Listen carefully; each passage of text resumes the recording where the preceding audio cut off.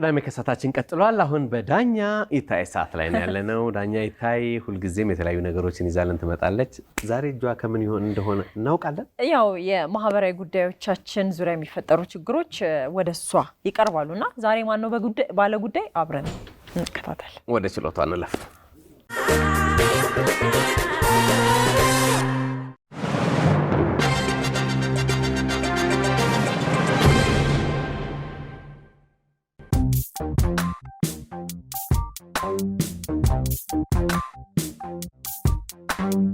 በዚህ ፕሮግራም ላይ የምታዩት ውሎች እውነተኛ የፍትሐ ብሔር ክርክሮች ናቸው። ከዳኛ ይታይ ጣሴ በስተቀር በቪዲዮ ላይ ከሳሽና ተከሳሽን ወክለው የቀረቡት ተዋናያን ሲሆኑ ዳኛ ይታይ በሙያቸው ዳኛ ናቸው።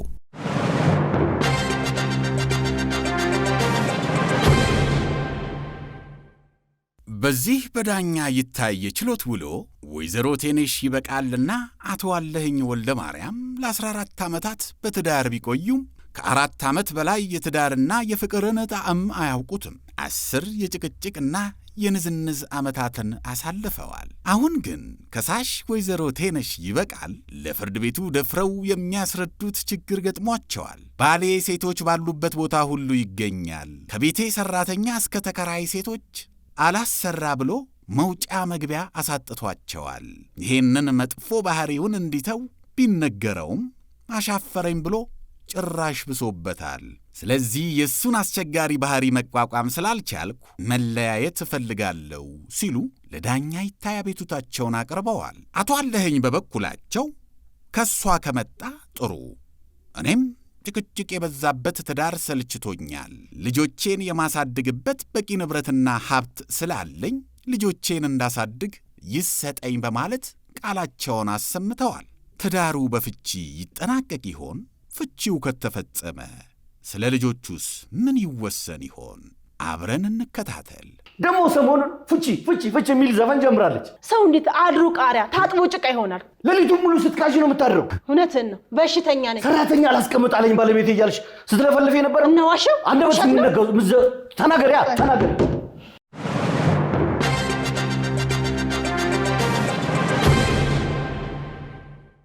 እንደምን ዋላችሁ። ችሎቱ በዳኛ ይታይ ስራውን ጀምሯል። ከሳሽ ወይዘሮ ቴነሽ ይበቃል፣ ተከሳሽ አቶ ሙልጌታ ወልደ ማርያም፣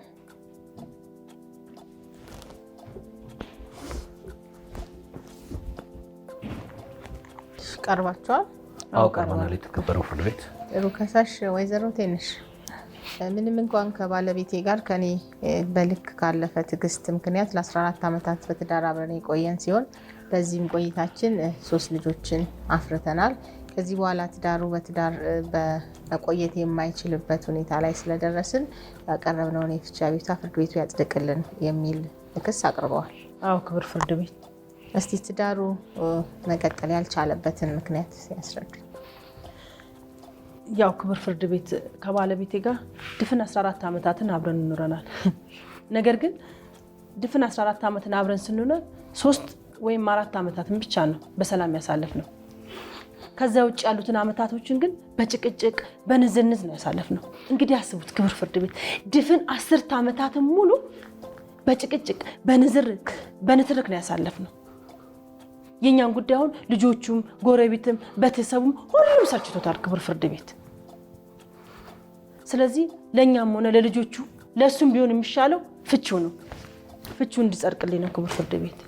ከ10 ዓመታት በላይ አጨቃጨቀን ያሉትን ጉዳይ አላስረዱኝም። ምንድነው 10 ዓመታት ሙሉ ሲያጨቃጭቃችሁ የነበረው ጉዳይ ምንድነው?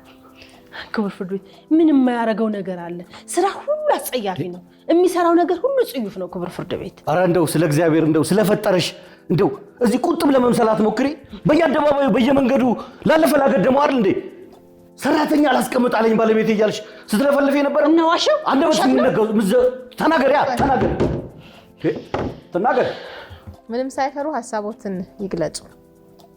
ፍርድ ቤት ስቀርብ የመጀመሪያ ስለሆነ ነው ክብር ፍርድ ቤት። ያው ፍርድ ቤቶች የተቋቋሙት በሰዎች መካከል የሚፈጠሩ አለመግባባቶችን በህግ ለመፍታት ነው። ፍርድ ቤቱም ሆነ እኛ የምንፈልገው ሰዎች ህግና ፍርድ ቤትን አክብረው ሐሳባቸውን በነፃነት እንዲገልጡ ነው። እርስዎ ምንም ሳይፈሩ ሀሳቦትን በነፃነት ይግለጹልን። ምን ነበር የተፈጠረው? እንግዳውስ ክቡር ፍርድ ቤት እሱ ካነሳው አይቀር እናገራለሁ። አስጸያፊ ተግባሩን እሱ ነው ማፈር ያለበት እንጂ እኔ አላፍርም። እናገራለሁ። ለትዳራችን መፍረስ፣ ለልጆች መበተን ዛሬ እኔ እዚህ ቦታ ላይ እንድቆም ዋና መንስኤ የሱ ሴሰኝነት ነው። ክቡር ፍርድ ቤት እንደው ሰራተኛው አይቀረው ምኑ አይቀረው ከሁሉም ጋር ነው የሚጋደመው። ተከራዮች አሉ፣ ሴት ተከራዮች አላስወጣ አላስገባ ቢል እስኪ እንደው ይቅርብኝ ብዬው እንደ ተከራይ አስገባው። እነሱንም ልብስ ሊያለቀልቁ የሚመጡ ሴቶችን እየጎነታተለ ምንም ሊያስቀምጣቸው አልቻለም። ክቡር ፍርድ ቤት እኔ መንግስት ሰራተኛ ነኝ፣ ይደክመኛል። ቡናም አፍልታ ልጆችንም ይዛ የምትጠብቀኝ ሰራተኛ ፈልጋለሁ። እነሱ እንደሆነ እንደ ውሃ ቀጂ ጠዋት ገብተው ማታ ነው የሚወጡት። በዚሁ ሴሰኛ ባህሪ የተነሳ እየጎነታተላቸው፣ አንዳንዶቹ ደግሞ ከሱ ጋር ይስማሙና እንደው ጭራሽ እነሱ ራሳቸው እመቤቱ ነው ቁጭ ወደዚህ ላደርጋቸው ወደዚህ ልመልሳቸው ወዴት ይሆኑብኛል። ክቡር ፍርድ ቤት በዚህ ጉዳይ ሁሉም ሰው ሰልችቶታል። ልጆችም ቤተሰቡም ስልችት ብሎታል። ስለዚህ ለዚህ ነገር የሚሻለው ለእኔም ሆነ ለሱ መለያየቱ ነው። ስለዚህ ፍቺው እንዲጸድቅልኝ ይፈልጋለሁ። ክቡር ፍርድ ቤት ምን ይላሉ እርሶ? የተከበረው ፍርድ ቤት እኔ የአእምሮዋን ጤንነት እጠራጠረዋለሁ። እንዴ በአእምሮዋ ውስጥ በሌለ ነገር በባዶ ነገር እኮ እየፈጠረች ነው እየተናገረች ያለችው። እንዴ ምን ብዬ ነው ከሰራተኛ ጋር ከተከራይ ጋር መማግጠው? ምን ማለት ነው? ምን አይነት አስተሳሰብ ነው? ይሄማ ምን አይነት አስተሳሰብ? አይኑን በጨው ማጠብማ አንቆም ነው። ክቡር ፍርድ ቤት ምን አይነት እኔ በጣም የሚያናድደኝ የተከበረው ፍርድ ቤት እንደዚህ እያለች የልጆቼን አእምሮ መንካቷ፣ የልጆቼን አእምሮ ማበላሻቷ ነው በጣም የሚያሳዝነው። እንደው አንተ ለልጆች የምታስብ ሰው ነህ? ቆይ የተከበረው ፍርድ ቤት እንደሚያዋት ነው። እንቅልፍ እኮ አትተኛም። ሌሊቱን ሙሉ ስትቃዥ ነው የምታድረው በሌለ ነገር። እኔ እንደውም የስነ ልቦና ድጋፍ ተደርጎላት ለምን ከዚህ ቅዠትና ከዚህ ጥርጣሬዋና ከዚህ ስጋቷ ነፃ እንድትሆን ለምን የስነ ልቦና ድጋፍ አይደረግላትም እያልኩ አስባለሁ። መች እሷ በሽታዋን ታምናለች? ከአይኔ ጆሮ የላምን ነው? ምን ማለት ነው? እንደዚህ በሽታ ነው እንጂ ታዲያ ምንድን ነው? በሌለ ነገር ምንም ሳይኖር የተከበረው ፍርድ ቤት ደግሞ ሰሞኑን ፍቺ የሚል ዘፈን ጀምራለች። እውነት ነው። ለአንተማ ዘፈን ነው። የኔ እየይኩ ለአንተ ሙዚቃ ነው። በሽታ ነው እንጂ ታዲያ ምንድን ነው? በሌለ ነገር ይሄ በጣም ግራን ይገባኝ። የፍቺ ጥያቄውን እርሶ ምን ይላሉ? እንኳን ከሷ መጣ እንጂ በፍቺው ላይ ምንም አይነት ተቃውሞ የለኝም።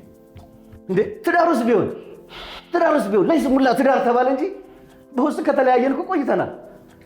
ፍቺውን አልቃወምም የተከበረው ፍርድ ቤት። ያው ሁልጊዜም ቢሆን ፍርድ ቤቶች በባለትዳሮች መካከል የሚፈጠሩ ልዩነቶችንና አለመግባባቶችን አንድ አድርጎ ሰላማዊ ቤተሰብ እንዲኖር ነው ጥረት የሚያደርገው። ለዚህ እናንተ ጉዳያችሁን በቤተሰብ አይታችሁ በሽምግልና ተቀምጣችሁ ለማየት አትሞክሩ? ሽምግልና ክቡር ፍርድ ቤት ሽማግሌ የእኛን ጉዳይ ስልችት ብሎታል። ይሄው 10 ዓመት ሙሉ ሽማግሌ ሰለቸኩ። የማይሆን ነገር ነው። ሰው እንዴት አድሮ ቃሪያ ታጥቦ ጭቃ ይሆናል? የተከበረው ፍርድ ቤት እየሰደበችኝ ነው። ተራው ሲደርስ በተራው ያወራሉ። ከዚህ በኋላ ጣልቃ ይግቡ። ስነ ስርዓት ያዙ። ምንድን ነው የሚባለው? ባለጌ መከሩትለት ምን የጠረጉለት ይብሳል ነው አይደል የሚባለው? ጭራሽ ሽማግሌ በመጣቃማ ብሶልበት ነው እርፍ የሚለው። ደግሞ ክቡር ፍርድ ቤት የእኛን ጉዳይ ቤተሰቡ፣ ዘመድ አዝማድ፣ ጎረቤቱ፣ ልጆቹ ሁሉም ሰልችቷቸዋል። ማንም ጣልቃ የሚገባ ሰው የለም ከዚህ በኋላ ክቡር ፍርድ ቤት።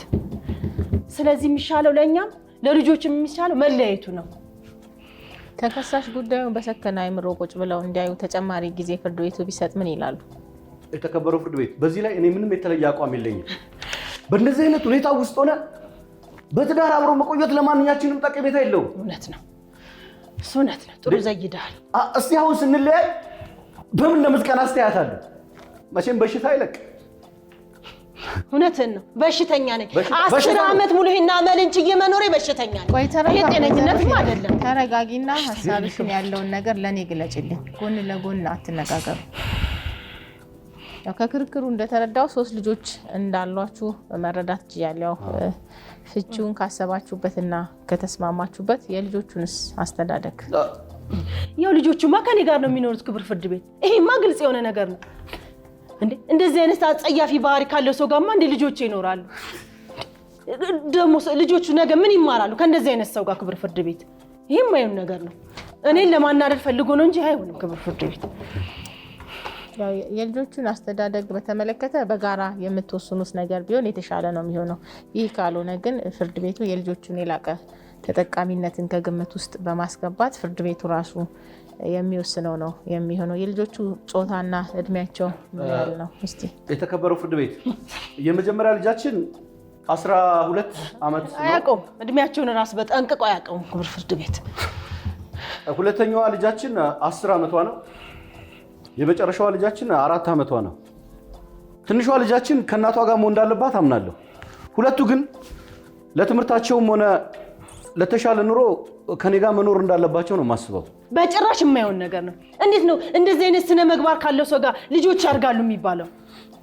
ልጆችስ ነገ ምን ይማራሉ? ክቡር ፍርድ ቤት ይሄ የማይሆን ነገር ነው። ገና ለገና አቅም አለው ማለት ልጆችን አንጾ በስነ ምግባር ያሳድጋል ማለት ነው። ይሄ የማይሆን ነገር ነው ክቡር ፍርድ ቤት። ለዚህ ደግሞ ከሰራተኛ ጋር ሲማግጥ ልጆቹ ራሳቸው እማኝ ምስክሮች ናቸው፣ ይመሰክራሉ። እንደውም አንድ ቀን ክቡር ፍርድ ቤት ስራ አረፋፍቼ ገብቼ በጊዜ መጥቼ ነበር። ጭራሽ ከሰራተኛ ክፍል ውስጥ ዚፑን እንደዚህ እየዘጋ ነው የወጣው ክቡር ፍርድ ቤት። ስለው አይኔን ግንባር አድርጎ ብሎ ነው ያሸኝ። እና ከእንደዚህ አይነት ባህሪ ካለ ሰው ጋር ነው ልጆች የሚያድጉት። ነገስ ልጆች ምንድን ነው የሚሆኑት? ፍርድ ቤቱ ልጆች ከማን ጋር ቢያድጉ የተሻለ ይጠቀማሉ የሚለውን እንጂ ወላጆች ልጆች ከማን ጋር ቢሆኑ ይጠቀማሉ የሚለውን ነገር አይደለም ትኩረት አድርጎ የሚያየውና እሱንም ከግንዛቤ ውስጥ አስገብታችሁ ነው ማየት ያለባችሁ። ፍርድ ቤቱ ይህን የልጆቹን ተጠቃሚነት ላይ አይቶ ነው ውሳኔ ሊሰጥ የሚችለው። ክቡር ፍርድ ቤት ልጆችንም እኮ ለማሳደግም ቢሆን እኮ ጥሩ ስነ ምግባር ያስፈልጋል አይደል እንዴ? ልጆች እኮ ነጭ ወረቀት ማለት ናቸው። ያዩትን የሰሙትን ነው የሚይዙት። እሱ ደግሞ ለዛ አልታደለም።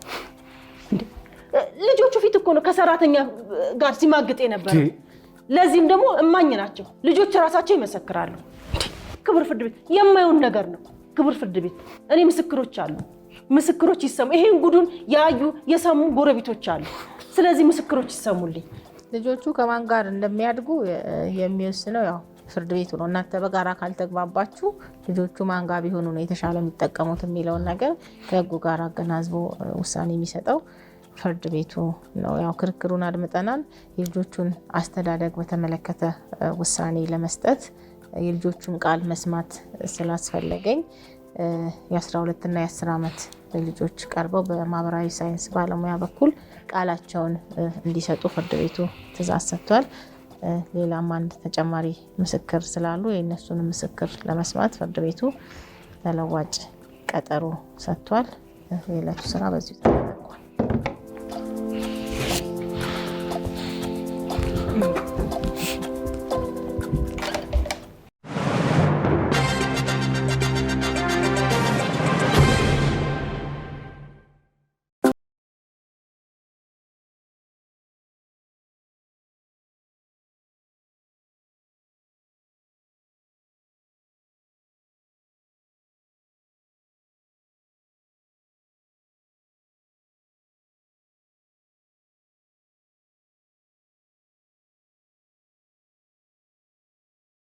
ከሳሽ ወይዘሮ ቴነሽ ይበቃል። ተከሳሽ አቶ ሙልጌታ ወልደማርያም።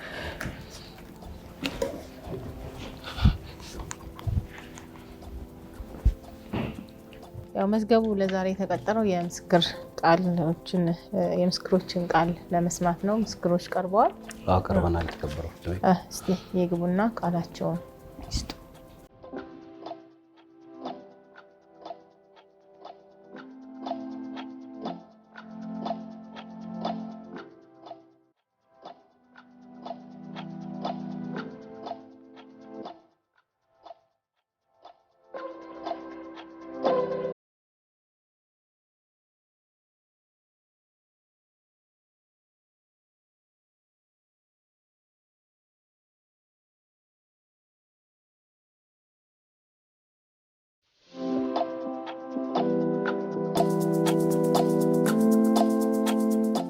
መታወቂያቸውን ይስጡ።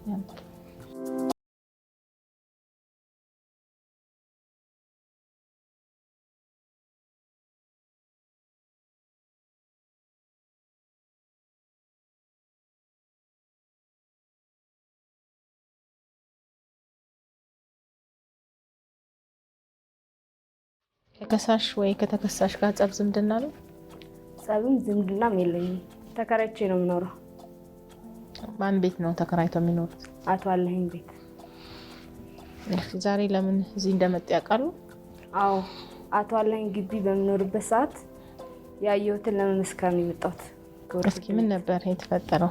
ለምስክርነት የመጡበትን ጉዳይ አስረዱኝ።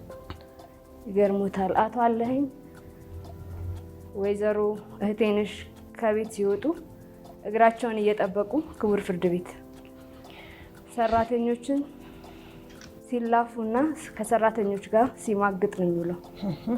ሰራተኛዋ ደግሞ ስትባረር ክቡር ፍርድ ቤት ሰራተኛዋ ስትባረር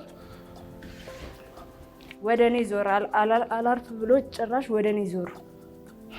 ክቡር ፍርድ ቤት እኔ ጋር መጡ። ጭራሽ ሪከርድም አለኝ። ክቡር ፍርድ ቤት የሚክዱ ከሆነ የሪከርድ ምስክር አለኝ። ለወይዘሮ እህቴነሽ አሳይቻቸዋለሁ ሁሉንም ነገር። ክቡር ፍርድ ቤት ምንድን ነው የሚያደርጉት? ምንድን ነው?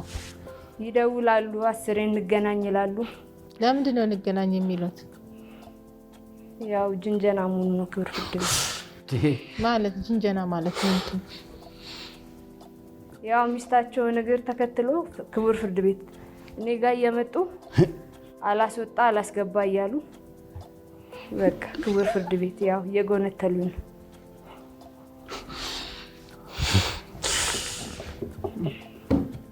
ጥያቄ ያሉት? ጥያቄ ያለሽ ያልተመሰከረልሽ ነገር አለ? ክቡር ፍርድ ቤት እንግዲህ ከዚህ የተሻለ ነገር ምንም ነገር ማለት አልችልም። አሉት እንዴ ምን ጥያቄ ምን እጠይቃለሁ? አጥንታ ተመካክራ መታ ምን አይነት ጥያቄ ይኖረኛል? እንደው እድሜ ልክን አልሞት ባይ ተጋዳይ ሆንኩ። ቆይ አሁን ተመካክረው አስጠንታት ነው የመጣችው። አስጠንታት ጠይቁ ያልኳችሁ እንጂ እናንተ ሁለታችሁ እንድትነታረኩ አለ። እናመሰግናለን። ጨርሰዋል። ምን ይችላል? እሺ ክቡር ፍርድ ቤት አመሰግናለሁ። በቀጣይ የህፃናቶችን የልጆቹን ሀሳብ ነው የምንሰማው። ያው ህፃናቶቹ በወላጆቻቸውና በታዳሚዎች ፊት ቀርበው ሀሳባቸውን ቢሰጡ ለስነ ልቦናቸው ጥሩ ስላልሆነ በማህበራዊ ሳይንስ ባለሙያዎች በኩል ቃላቸውን እንሰማለን። ሌላ ክፍል ሆነው ማለት ነው።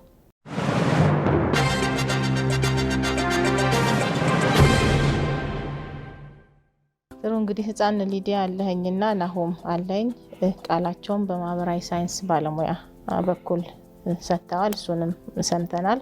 ሁለቱም ልጆች በተመሳሳይ መልኩ እናታቸው ቤት በማትኖር ሰዓት አባታቸው ከሰራተኛ ጋር በመሆን ልጆችን ከቤት ውጪ እንደሚያደርግና አብሯቸው እንደሚቆይ ይህንንም ድርጊት ለእናታቸው የሚነግሩ ከሆነ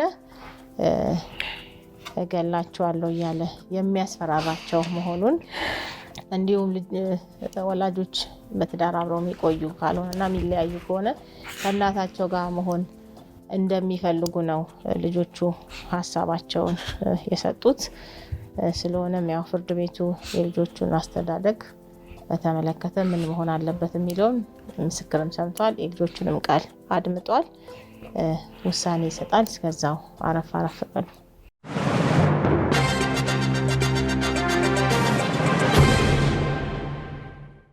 ያው ፍርድ ቤቱ ውሳኔውን ወስኗል። ያው በንባብ እናሰማለን። ፍርድ ቤቱ በአመልካቾች የቀረበውን የፍቺ ጥያቄ ተቀብሎ መዝገቡን መርምሯል። ፍርድ ቤቱን በተሻሻለው የቤተሰብ ሕግ አንቀጽ 81 ንዑስ ቁጥር 1 መሰረት የፍቺ ስምምነቱን የባልና የሚስት ትክክለኛ ፍላጎት መሆኑን ፍቃዳቸውንም በነፃ የሰጡ እንዲሁም የቀረበው ስምምነት ከሕግና ከሞራል ጋር የማይቃረን መሆኑን አረጋግጦ የፍቺ ስምምነቱን ተቀብሎ አጽድቆታል። የፍቺውን ውጤት በሚመለከት የንብረት ክፍፍልና የንብረት አስተዳደርን አስመልክቶ የቀረበውን ስምምነት ፍርድ ቤቱ እንዳለ ተቀብሎ አጽድቆታል። ሆኖም ግን የልጆችን አስተዳደግ በተመለከተ ተጠሪ አቅም ያለኝ በመሆኑ ልጆቹ ከኔ ጋር ይደጉ በማለት አመልክተዋል።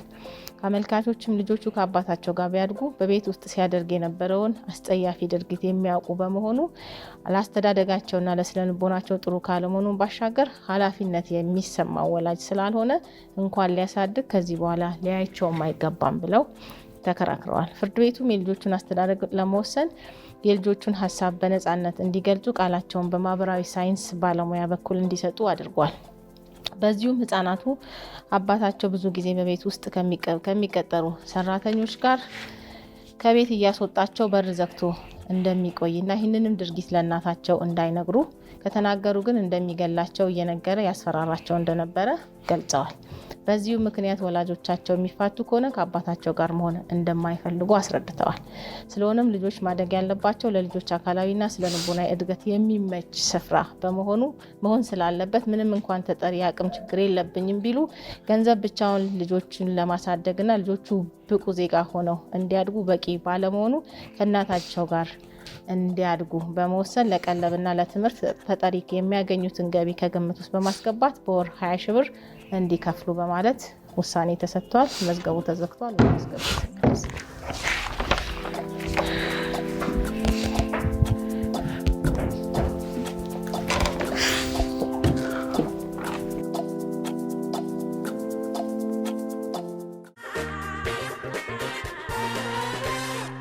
ኢቢኤስ ኤችዲ፣ ኢቢኤስ ሲኒማ፣ ኢቢኤስ ሙዚቃ የኢቢኤስ 3 ቻናሎች ናቸው። እነዚህን ቻናሎቻችንን በአዲስ አማራጭ በሮኮ ቲቪ ይመልከቱ፣ ይደሰቱ፣ ሰብስክራይብ ያድርጉ። በሙዚቃ ዝና ማለት ሲያምሮ አዳዲስ የሀበሻ ቪዲዮ ክሊፖችን በኢቢኤስ ሙዚቃ ቻናል ምርጥ ዘፈኖች ያገኛሉ። በኢቢኤስ ኤችዲ ቻናል ተወዳጅ የሆኑ ዕለታዊና ሳምንታዊ የቁም ነገርና የመዝናኛ መሰናዶቻችንን መርጠው መከታተል ይችላሉ። ልዩ ልዩ ዘውግና ታሪክ ያላቸው ኢትዮጵያዊ ፊልሞች እንደ ልቦ በሚያገኙበት ኢቢኤስ ሲኒማ ቻናላችን ደግሞ የፊልም ፍላጎቶን ማርካት ይችላሉ። እነዚህን ሁሉ በአዲሱ አማራጭ በሮኮ ቲቪ መከታተል ይችላሉ። ሮኮ ቲቪ በአቅራቢያው ከሚገኝ እንደ ቤስ ባይ ካሉ ኤሌክትሮኒክስ መሸጫ መደብሮች አሊያም ከኦንላይን ኢንተርኔት ተገበያይተው በኢቢኤስ 3ቱም ቻናሎች ለ24 ሰዓት የሚተላለፉትን የምትመርጧቸውን የምትወዷቸውን ዝግጅቶቻችንን መከታተል እንደምትችሉ ስናሳውቅ በደስታ ነው። ተጨማሪ መረጃ ካስፈልገው ድረገጻችንን www.ebstv.tvን ይጎብኙ። ኢቢኤስ